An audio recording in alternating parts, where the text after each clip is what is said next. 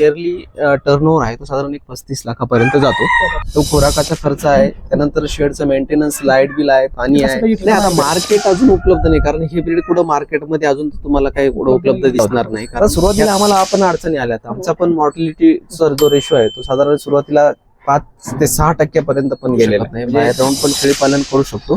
80-90 हजारापर्यंत ज्या मॅच्युअर्ड शेळ्या आहेत त्यांची व्हॅल्यू 11 लाखापर्यंत आहे. काही ज्या इम्पोर्टेड आहेत त्यात पण महाग आहेत, म्हणजे त्या जवळजवळ 3-3.5 लाखापर्यंतच्या पण आहे. नाही आता शेळी पालनात नफा लगेच भेटत नाही. पहिली गोष्ट त्यांनी 60-7 लाखापासून इन्कम झालं सुरुवातीला, नंतर 13-14 लाख, 15 लाख, 18 लाख, नंतर 25 लाख रुपये. आता यावर्षी फक्त साधारण 35 लाखापर्यंत टोटल ओव्हरऑल आमचं इन्कम आलेलं आहे.